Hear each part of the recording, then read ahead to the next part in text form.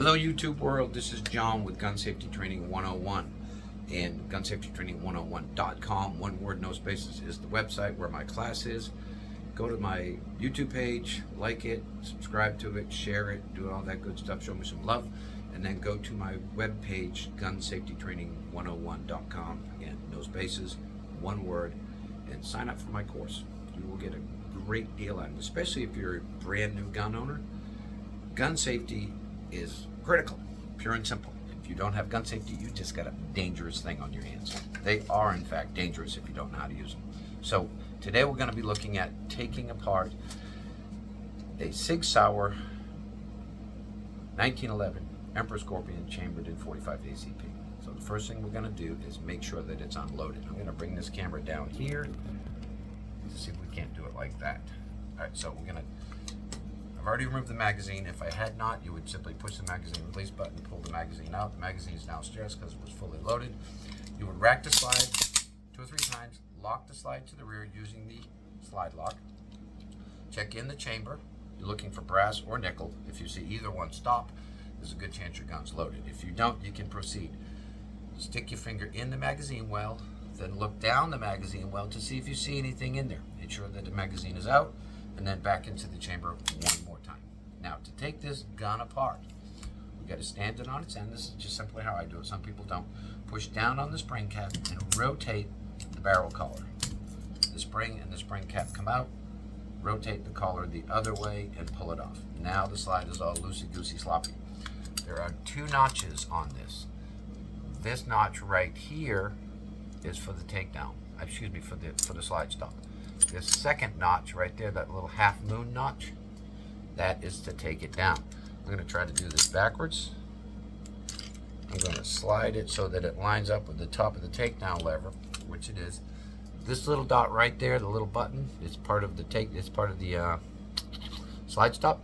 Push it, push on it, and once it's flush, you turn the gun around and you pull the slide stop out of the gun. Then the slide can come off. Set the frame down. You have the mainspring, and the barrel comes out this way. Unlike striker-fired guns, it comes out that way, but these barrels come out the end of the slide.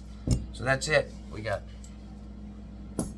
bushing, spring cap, the spring, slide stop, aka takedown, the spring guide, the slide, barrel, and the frame. How many parts is that? 1, 2, 3, 4, 5, 6, 7, 8. 8 parts. Now we got to put it back together.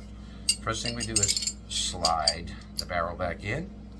The spring guide is self-centering. At one point, you'll see what I mean.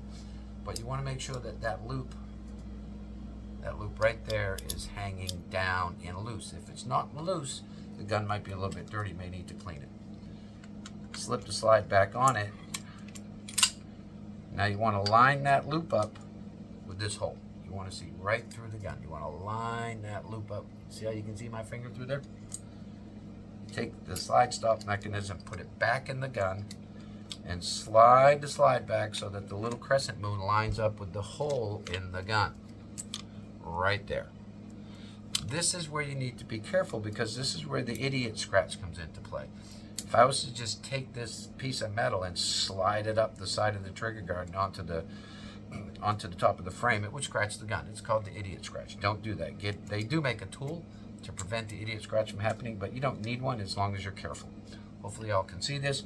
I'm going to push this down and up at the same time and push the slide forward with my finger.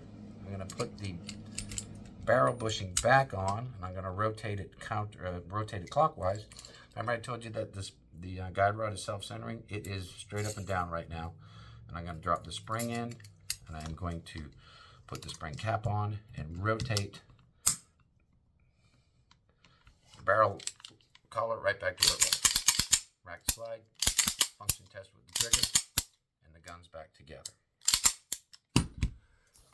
And that is my version of breaking down and putting back together a 1911.